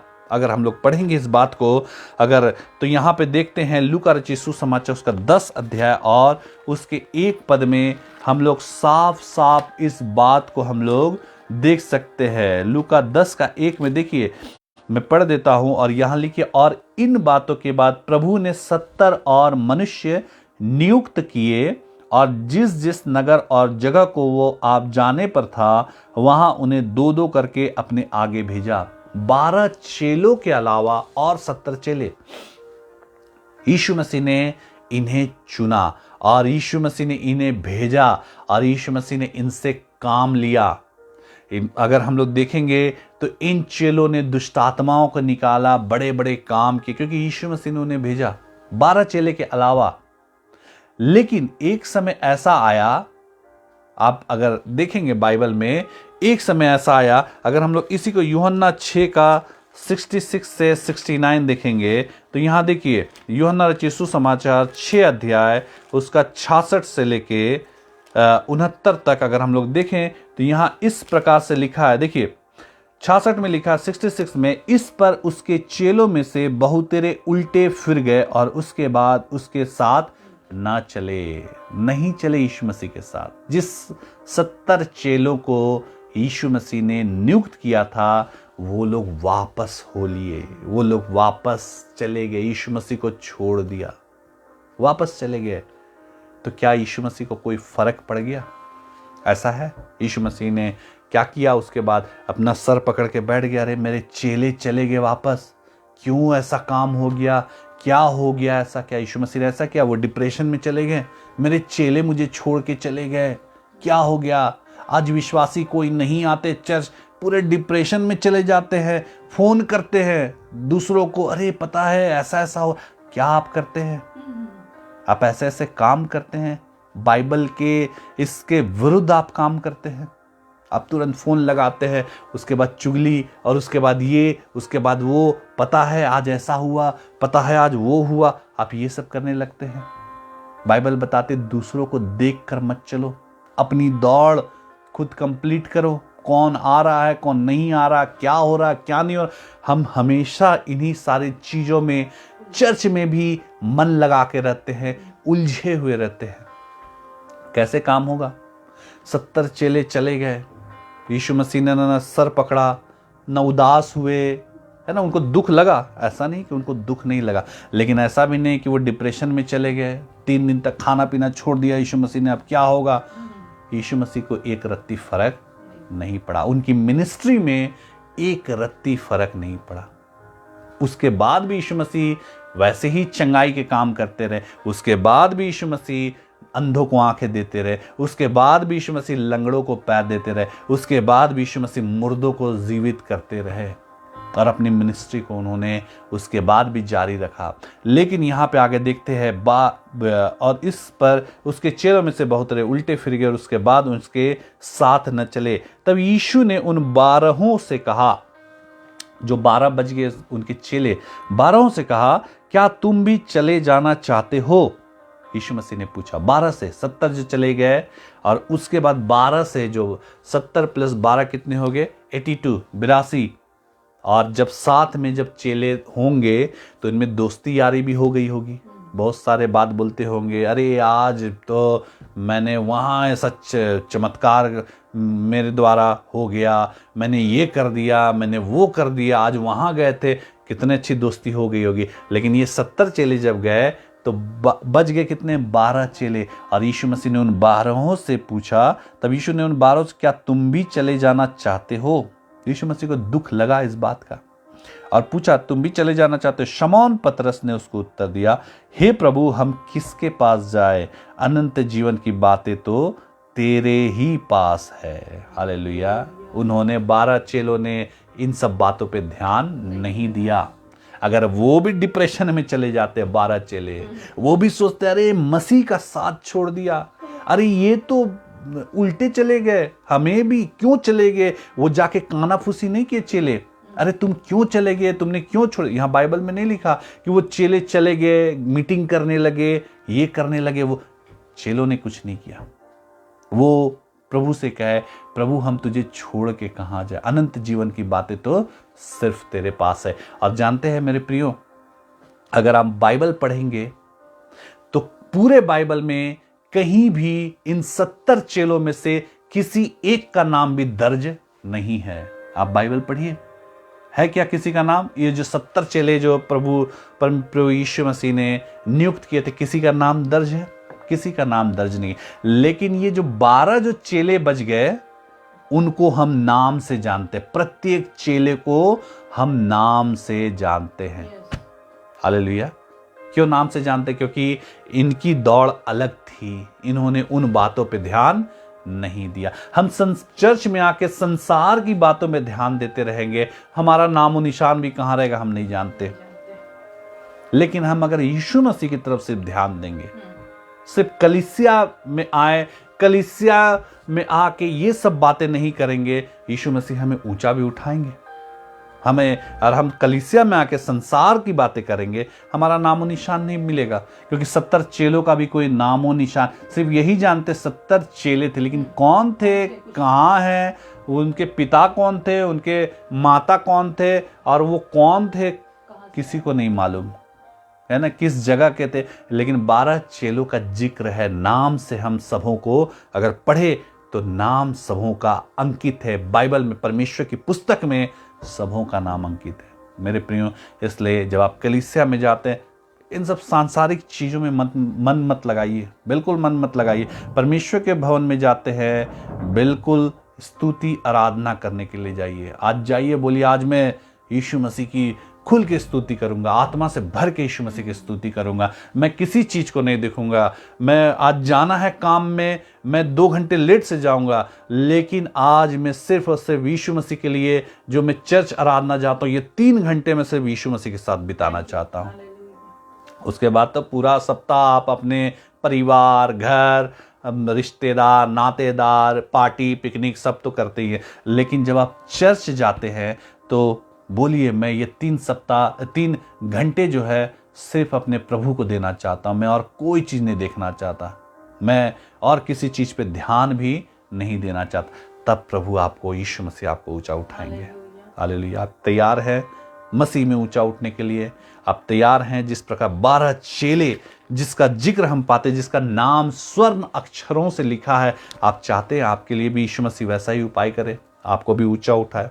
सिर्फ आराधना में जाते, आराधना की बातों पे ध्यान दीजिए, बाकी चीज छोड़ दीजिए, बाकी संसार की चीजें छोड़ दीजिए। क्योंकि आप अगर चर्च में जाके टेंशन लीजिएगा सांसारिक बातों में, तो शैतान आपको फिर सांसारिक बातों में इतना टेंशन देगा, आपको फिर उससे निकलने का मौका नहीं मिलेगा। आपको ऐसे ऐसे टेंशन शैतान डाल देगा कि आप फिर उससे निकल नहीं पाइएगा। लेकिन चर्च में जब जाते हैं, कलीसिया में जब जाते हैं, आपसे प्रभु को ढूंढिएगा, आपको शैतान छूने की हिम्मत नहीं कर पाएगा। यीशु मसीह अपनी शांति से भर देंगे, यीशु मसीह अपने आनंद से आपको भर देंगे, और पूरे सप्ताह आप आनंदित रहेंगे। बहुत ज्यादा टेंशन है, फिर भी आप आनंदित रहेंगे, आपको नींद अच्छे से आएगी, आपके जीवन में यीशु मसीह काम करेंगे। हालेलुया। लोग कलीसिया में लोगों के गिरने का सबसे मुख्य रीजन यही है, लोग एक दूसरे की देखा देखी करते हैं। समझ रहे इस बात को? लोग एक दूसरे का देखा, आदम के गिरने का, आदम और हव्वा आप सभी जानते हैं, फल खाया। आदम के गिरने का ये रीजन था सबसे बड़ा कि उसने हव्वा का देखा देखी किया। आदम और हव्वा दोनों का ये था कि उन्होंने एक दूसरे के देखा देखी में चलते थे। हव्वा ने अगर फल खा लिया जिसको परमेश्वर ने कहा मत खाना, तू इसको बिल्कुल मत खाना, तो हव्वा ने अगर खा लिया तो आदम को खाना था? बिल्कुल नहीं, क्योंकि उसको तो परमेश्वर ने जो आज्ञा दिया उसके अनुसार करना था। लेकिन क्या किया आदम ने? हव्वा ने जैसा किया आदम ने भी देखा देखी वैसा ही किया। और कलीसिया में लोगों के गिरने का, प्रभु से लोगों के अलग होने का, कलीसिया से अलग होने का यही रीजन है कि लोग एक दूसरे की देखा देखी करते हैं। एक बात जान ले, जिस कलीसिया में यीशु मसीह की उपस्थिति है उस कलीसिया में कोई फर्क नहीं पड़ेगा किसी के आने से और किसी के जाने से, क्योंकि वहां यीशु मसीह की उपस्थिति है। वो फिर से भर देंगे, फिर से वो भरा जाएगा। जो नल के नीचे अगर ग्लास रखा हुआ, उसको ग्लास को आप पानी को उलट दीजिएगा, फिर रख दीजिएगा, फिर वो भरा जाएगा। फिर आप उलटिएगा, फिर से वो ग्लास फिर से भरा जाएगा, क्योंकि वो सोता के नीचे रखा हुआ है। और जिस कलीसिया में प्रभु यीशु मसीह हैं, आना जाना वहां लगा रहेगा। वो खुद छांटते जाएंगे, क्योंकि यीशु मसीह ने क्या कहा?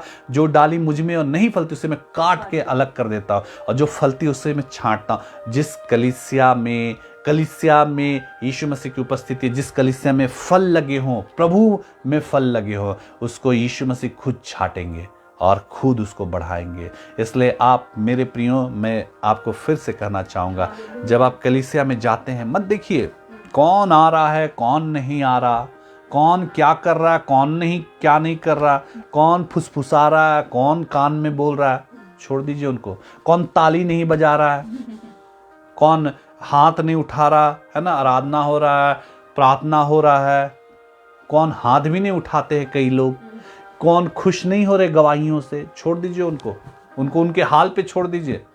उनका हाल आज कलीसिया में वो खुश नहीं है तो शैतान उनको उनके सांसारिक कामों में भी वैसा ही कर देगा, उनके पारिवारिक जीवन में भी वैसा ही कर देगा। आप उनके जैसे मत बनिए, कहीं आपके जीवन में भी परेशानियां आना शुरू ना हो जाए। हालेलुया। इसलिए आप इस बात को ध्यान दीजिए, हम जैसा कलीसिया में बिहेवियर हमारा रहता है वैसा ही वो इफेक्ट करता है हमारे पारिवारिक जीवन में, हमारे सांसारिक कार्य क्षेत्र में वो इफेक्ट होता है हमारे। आप मानिए या ना मानिए, लेकिन ये इफेक्ट होता है। हम कलीसिया में खुश रहते हैं, हम कलीसिया में परमेश्वर की स्तुति करते हैं, किसी की परवाह नहीं करते, यीशु मसीह को खुश करते हैं, और जहां गवाहियां होती खूब ताली बजाते, खूब खुश रहते। देखिएगा वो चीज आपके पारिवारिक जीवन में लक्षित होंगे, वही आपके पारिवारिक जीवन में वही खुशी परमेश्वर भर देंगे।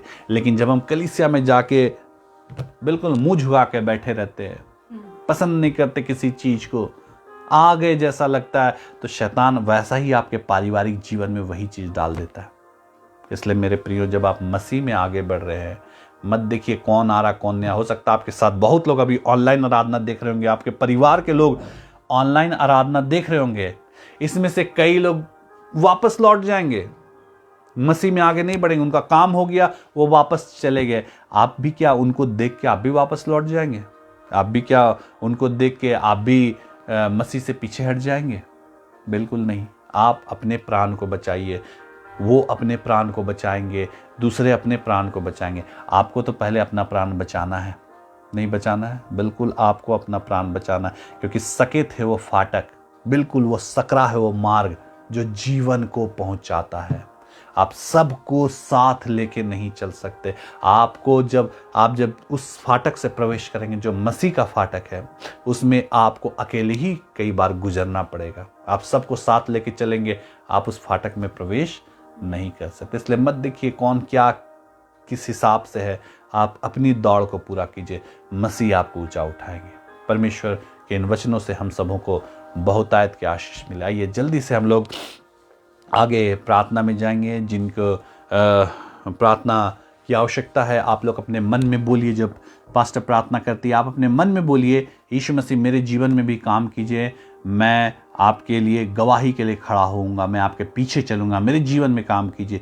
बेहतर तो ये होगा आप बोलिए मेरे जीवन में काम कीजिए, जैसा आप चाहते हैं वैसा मैं चलूंगा, तब यीशु मसीह जरूर आपके जीवन में काम करेंगे। आप चाहते हैं दूसरों के जीवन में जैसा काम हुआ, आप चाहते हैं आपके जीवन में काम हो, आप बोलिए यीशु मसीह को मेरे जीवन में काम कीजिए। यीशु मसीह आपने उसके लिए काम किया, मेरे लिए भी काम कीजिए, क्योंकि आप मेरे परमेश्वर हैं। आप जब बोलेंगे यीशु मसीह आपके जीवन में काम करेंगे। तो आइए हम लोग जल्दी से आगे बढ़े। और एक अनाउंसमेंट है, ये जो ट्यूसडे है, इस बार का ट्यूसडे, जैसे हमारा हर एक ट्यूसडे और संडे आराधना चलता है ऑनलाइन, इस बार का ट्यूसडे जो है कितना तारीख है, मुझे लगता है 16 तारीख। 16 तारीख जो है उस दिन आराधना, ऑनलाइन आराधना नहीं होगी। सिर्फ उस दिन नहीं होगी, आपको देखना है, आप पुराने बैक सेशन को जाके रिकॉर्डिंग को आप देख सकते हैं। उस दिन किसी रीज़न से उस दिन सिर्फ इस ट्यूसडे को 16 तारीख को सिर्फ ऑनलाइन आराधना नहीं होगी। आप इस बात को ध्यान दीजिए। फिर से हर एक ट्यूसडे और संडे वैसा ही आराधना चलाई जाएगी, इसलिए इस बात को आप ध्यान दीजिए। सिर्फ इस ट्यूसडे 16 तारीख, ऐसा मत बोलिएगा कि अब ट्यूसडे बंद हो गया, बिल्कुल नहीं। इस ट्यूसडे सिर्फ ऑनलाइन आराधना नहीं होगी, उसके बाद से फिर वैसा ही रेगुलर चलेगा। और दूसरी बात है कि हम लोग, बहुत लोग बोल रहे हैं आप लोग का प्रार्थना भवन कब खुलेगा। अभी प्रार्थना भवन खुलने में थोड़ा समय है, क्योंकि वो घर है और वहाँ अगल बगल में अभी भीड़ ऐसे ही नहीं लगाना है ना। तो अभी प्रार्थना भवन तो नहीं खुल रहा, लेकिन एक जगह हम लोग वहाँ पे अगले फ्राइडे से, इस फ्राइडे ने अगले फ्राइडे से जो चंगाई सभा चलती थी वही चंगाई सभा चलाई जाएगी। आप लोग को अनाउंसमेंट कर दिया जाएगा कहाँ पे चलाई जाएगी, और हम लोग आपको बता देंगे संडे को, इस संडे को ऑनलाइन में हम लोग बता देंगे। आप लोग तैयार रहिए, अगले फ्राइडे से आप आके प्रार्थना सभा अटेंड कर सकते हैं। विशेष प्रार्थना होती है, आप जानते हैं, आपके सर में हाथ रख के प्रार्थना होती है और यीशु मसीह काम करते हैं। जो लोग अटेंड करते थे, अभी कुछ दिन जब तक स्कूल नहीं खुलते तब तक हम लोग दूसरे जगह जब तक कि प्रार्थना भवन नहीं खुलता तब तक दूसरे जगह हम लोग रिक्वेस्ट करके वहाँ पे खुलवाए हैं, ताकि आप लोग ये कर सके, वहाँ पे संगति रख सके। तो हम लोग अगले बार आप लोग को बता दिया जाएगा, इसलिए इस बात को हम लोग अनाउंसमेंट करेंगे तभी वहाँ खुलेगा, है ना। प्रार्थना भवन कोई मत पहुँच जाइएगा, जहाँ हमारा प्रार्थना भवन में चंगाई सभा होती थी वहाँ नहीं होता, वहाँ मत पहुँच जाइएगा। हम लोग अनाउंसमेंट करेंगे और उसी हिसाब से आगे काम होगा। तो ठीक है, आप लोग के लिए विशेष प्रार्थना की जाएगी। आप लोग जिनके जीवन में तकलीफ है, अपने मन में आज बोलिए यीशु मसीह मेरे जीवन में काम कीजिए, आप जैसा चाहेंगे मैं वैसा चलूंगा या चलूंगी। देखिए यीशु मसीह आपके जीवन में काम करेंगे। आइए हम प्रार्थना में जाए। सबों को जय मसीह।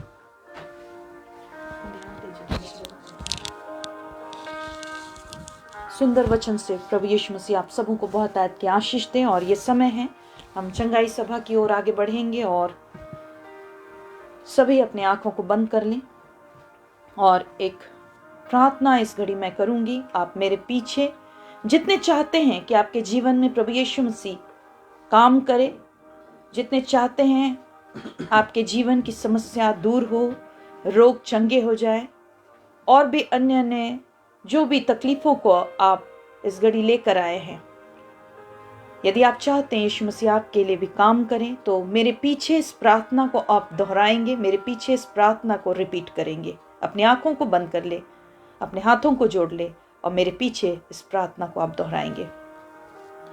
प्यारे प्रभु यीशु मसीह, हम आपके पास आए हैं। यीशु मसीह, हमारे जीवन में अनुग्रह कीजिए। अपने पवित्र लहू से हम सबों को आप धो दीजिए। हमारे जीवन से हर एक अविश्वास को आप दूर कीजिए। हम सबों को छू लीजिए, चंगा कीजिए, छुटकारा दीजिए। यीशु मसीह, हम सबों के नाम जीवन के पुस्तक में आप लिख दीजिए। हमारे होठों को गवाहियों के लिए आप खोल दीजिए। यीशु मसीह, हम सबों को अपने संतान होने का अपने संतान होने का अधिकार दीजिए। अधिकार दीजिए। यीशु मसीह यीशु मसीह अपने सामर्थी हाथ को अपने सामर्थी हाथ को इस घड़ी इस घड़ी हम सबों पर आप बढ़ा दीजिए। बढ़ा दीजिए। हमारे जीवन में अद्भुत कामों को प्रकट कीजिए, ताकि हम भी आपकी गवाही दूसरों तक पहुंचाने पाए। इस प्रार्थना को यीशु के नाम से मांगते हैं। दया से सुनिए और ग्रहण कीजिए। आमीन। अपने आंखों को आप सब बंद रखेंगे और आपके जो भी समस्या है, आपके जो भी तकलीफ है, आप लंबे समय से यदि बीमार हैं, आपके रोग हैं आपके शरीर में, आपने बहुत सारे मेडिसिन्स लिए, बहुत सारे डॉक्टरों को दिखाया, परंतु अभी तक आप ठीक नहीं हुए।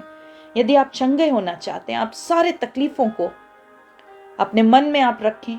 जो भी समस्या है उसे आप इस घड़ी अपने मन में स्मरण करें और प्रभु यीशु मसीह इस प्रार्थना में आपके लिए काम करेंगे। आप मांगे, प्रभु यीशु मसीह हमारी ये तकलीफ है, हमारी ये समस्या है, हमारे परिवार में ये तकलीफ है, हमारे जीवन में ये तकलीफ है। यदि आप डिप्रेशन में हैं, आप बोलें यीशु मसीह हमें इस डिप्रेशन से आप निकालिए। आप यदि अशांति में हैं, परमेश्वर प्रभु यीशु मसीह से आप मांगे, यीशु मसीह हमें अपनी शांति दीजिए। और जब प्रार्थना होगी, यीशु मसीह आपके जीवन में अनोखे कामों को प्रकट करेंगे। आप विश्वास से मांगे, प्रभु यीशु मसीह जिस तरह से आपने इस स्थान में कई एक के जीवन में काम किया है, आज हमारे जीवन में भी आप काम कीजिए। आप ये भी मांगें कि प्रभु यीशु जब हमारे जीवन में काम होता है, प्रभु यीशु हम गवाही देने के लिए तैयार हैं। इन बातों को यदि आप मन में कहेंगे, यीशु मसीह आपके जीवन में आज काम करेंगे। और जब अंत होगा, बिल्कुल ध्यान से सुने, अंत होगा मेरे साथ आमीन जरूर कहेंगे। प्यारे यीशु मसीह, इस घड़ी हम आपके क्रूज के तले आते हैं। सामर्थी परमेश्वर, आपकी दया, आपके अनुग्रह को हम मांगते हैं, क्योंकि प्रभु यीशु हम निर्बल मनुष्य हैं। और प्रभु यीशु हमारे जीवन में बहुत सारे तकलीफ है। इस घड़ी प्रभु यीशु लोग कई स्थानों से जुड़ चुके हैं, नए नए स्थानों से लोगों ने आपके परिचय को सुना है, आपके नाम को जाना है। उन्होंने आपकी गवाहियों को सुनकर आप में विश्वास किया है कि यदि वे आज आपके सम्मुख आएंगे, आप उन्हें स्वतंत्र करेंगे। यीशु अपने भले आत्मा को प्रत्येक के पास भेज दीजिए। अपने भले आत्मा के द्वारा इन्हें स्वतंत्र कीजिए। हर एक बंधन यीशु के नाम से टूटने पाए। हर एक रोग के बंधन यीशु नाम से टूटने पाए। हर एक बीमारी के बंधन यीशु नाम से टूटने पाए। हर एक तरह के असफलताओं के बंधन यीशु नाम से टूटने पाए। हर एक तरह के जितने श्राप के बंधन हैं यीशु नाम से टूटने पाए। हर एक तरह के बुरे लत के जो भी बंधन है यीशु नाम से टूटने पाए। यीशु आप इन्हें जीवन दान दीजिए, दया कीजिए प्रभु, क्योंकि हम जानते हैं प्रभु आपकी दया अपरंपार है। आप अपनी करुणा के द्वारा अपने लोगों को संभालने वाले परमेश्वर हैं, और जितने आपके नाम को लेते हैं आप उन्हें छुटकारा देने वाले परमेश्वर हैं।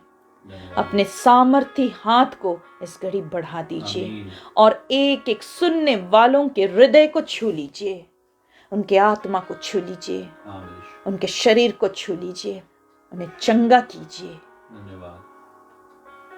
हर एक तरह की बीमारियों को, हर एक रोगों को यीशु नासरी के नाम से आज्ञा दे रहे हैं, निकल कर अधोलोक में चला जा। हर एक तरह के दुर्बलताओं को, शैतानी कामों को, हर एक तरह के जितने भी अशांति है, हर एक डिप्रेशंस को, असफलताओं को यीशु नासरी के नाम से आज्ञा दे रहे हैं, निकल कर अधोलोक में चला जा। यीशु आप छू लीजिए। हर एक कैंसर, एड्स और टीबी के हर एक बीमारियों को इस घड़ी आज्ञा दे रहे हैं, इन प्रत्येक के जीवन से, शरीर से आज्ञा दे रहे हैं, निकल कर अधोलोक में चला जा। यीशु के नाम से इस घड़ी ये तमाम लोग छुटकारा पाए। हर एक तरह के इन्फेक्शंस यीशु नाम से दूर होने पाए। हर एक तरह के ब्लड के तकलीफ यीशु नाम से दूर होने पाए। जितने भी शारीरिक दुर्बलता है जो लंबे समय से इन लोगों के जीवन में है, यीशु के नाम से आज्ञा दे रहे हैं, निकल कर अधोलोक में चला जा। हर एक तरह के जितने भी सर की समस्या है, न्यूरो के तकलीफ यीशु नाम से चंगे होने पाए। हर एक तरह के जितने पागलपन है यीशु नाम से इस घड़ी दूर होने पाए। यीशु के नाम से तमाम सर के रोग इसी घड़ी दूर होने पाए। हर एक सर के दर्द यीशु नाम से दूर होने पाए। हर एक तरह के माइग्रेन की तकलीफ यीशु नाम से चंगे होने पाए। हर एक साइनस के तकलीफ जो लंबे समय से हैं, यीशु नासरी के नाम से आज्ञा दे रहे हैं, निकल कर अधोलोक में चला जा। यीशु आप छू लीजिए। इस घड़ी जो कान में तकलीफ है, लंबे समय से जो घाव है, यीशु नाम से आज्ञा दे रहे हैं, इसी घड़ी इनके शरीर को छोड़ निकल और अधोलोक में चला जा। जितने भी कानों में दर्द है और जो भी तरह के परेशानियां हैं, यीशु नाम से वो दूर होने पाए। हर एक आंखों के तकलीफों को इस घड़ी आज्ञा दे रहे हैं। हर एक तरह के मोतियाबिंद के तकलीफों को इस घड़ी आज्ञा दे रहे, यीशु नाम से इसी घड़ी निकल कर अधोलोक में चला जा। हर एक तरह के आंखों के जितने भी लालीपन है और जो भी तरह के आंखों की कमजोरियां हैं, यीशु नासरी के नाम से इन तमाम लोगों के जीवन को छोड़ निकल और अधोलोक में चला जा। यीशु नाम से उन्हें आज्ञा दे रहे हैं, इसी घड़ी ये स्वतंत्र हो जाएं। मेरे नासरी इन पर दया कीजिए। प्रभु यीशु इनके गलों को छू लीजिए। जो भी तकलीफ है, हर एक खांसी के तकलीफ, हर एक टॉन्सिल्स के तकलीफ, यीशु के नाम से इस घड़ी दूर होने पाए। कोई भी शैतानिक युक्ति इन्हें परेशान करने ना पाए। कोई भी मौसम की गड़बड़ी इन्हें छूने ना पाए। हर एक मुंह के अल्सर को यीशु नाम से दूर करते हैं। मुंह के हर एक तरह के जितने भी रोग हैं, जो जबड़ों में तकलीफ डाले हैं, हर एक दांत दर्द को यीशु के नाम से इस घड़ी अधोलोक में डालते हैं। प्रभु यीशु इस घड़ी मांगते हैं, जहां कहीं भी शरीर में घाव है, यीशु के नाम से वो घाव भरने पाए। हर एक घाव यीशु नाम से सूखने पाए। मान यीशु आप दया कीजिए, अनुग्रह कीजिए। हर एक छाती के तकलीफों को, हर एक हार्ट ब्लॉकेज को यीशु नाम से दूर कीजिए। इस घड़ी आप छू लीजिए प्रभु। हर एक लंग्स के इंफेक्शन यीशु नाम से चंगे होने पाए। हर एक तरह की किडनी जो फेलियर हो रहे हैं, यीशु नाम से वे भी नए होने पाए। हर एक किडनी के तकलीफ यीशु नाम से चंगे होने पाए। लिवर के तकलीफ यीशु नाम से चंगे होने पाए। मेरे यीशु आप इन पर दया कीजिए। हर एक प्रेशर्स यीशु नाम से नॉर्मल होने पाए। हर एक शुगर के लेवल्स यीशु नाम से नॉर्मल होने पाए। हर एक थायराइड्स के तकलीफ यीशु नाम से दूर होने पाए। मेरे नासरी आप दया कीजिए और तमाम अल्सर को यीशु नाम से आज्ञा दे रहे हैं, निकल कर अधोलोक में चला जा। हर एक तरह के जितने भी पेट की गड़बड़ियां हैं, दर्द है, घाव है, यीशु नाम से इस घड़ी वे सारे रोग चंगे हो जाए। यीशु के नाम से हर एक पेट की समस्या इसी घड़ी से चंगे होने पाए। मेरे यीशु आप दया कीजिए। हर एक हड्डियों की तकलीफों से छुटकारा दीजिए। हर एक मांसपेशियों में जो भी तकलीफ है, दर्द है, यीशु नाम से दूर होने पाए। प्रभु यीशु अपने लहू के द्वारा इन्हें स्वतंत्र कीजिए। हर एक स्किन इन्फेक्शन यीशु नाम से चंगे होने पाए। हर एक तरह के जितने भी खुजली हैं जो शरीर के किसी भी भाग्य में है, जितने भी इन्फेक्शन है, फंगल इन्फेक्शन हैं, यीशु नाम से उन्हें आज्ञा दे रहे हैं, निकल कर अधोलोक में चला जा। मेरे यीशु आप दया कीजिए, क्योंकि आपने हमारे लिए कोड़ों की मार सही। यीशु हम उन कोड़ों को याद करते हैं और उसी कोड़े के द्वारा आपने प्रभु हम सबों के लिए चंगाई को खरीद लिया है। धन्यवाद। हम धन्यवाद करते हैं प्रभु यीशु। और इस घड़ी हम मांग रहे हैं प्रभु यीशु उन हर एक दंपतियों के लिए जो प्रभु लंबे समय से आपसे मांग रहे हैं। प्रभु यीशु जो संतान प्राप्ति चाहते हैं, आप उनके लिए काम कीजिए। आमीन यीशु। आप भले परमेश्वर हैं और अपने लोगों के लिए आप हर काम में सहायता करने वाले ईश्वर हैं। प्रभु यीशु मसीह इनके जीवन में आपकी आशीष ठहरने पाए। आमीन। मेरे नासरी परिवारों में सुख और शांति को दीजिए। जो बरकत ठहरते नहीं हैं, यीशु नाम से हर एक रुकावट दूर होने पाए। आमीन यीशु। इनकी आशीष इनके जीवन में ठहरने पाए। हर एक तरह के आर्थिक तंगियों से जो लोग गुजर रहे हैं, प्रभु यीशु उनकी सुधि लीजिए। आमीन। आप उन पर अनुग्रह कीजिए।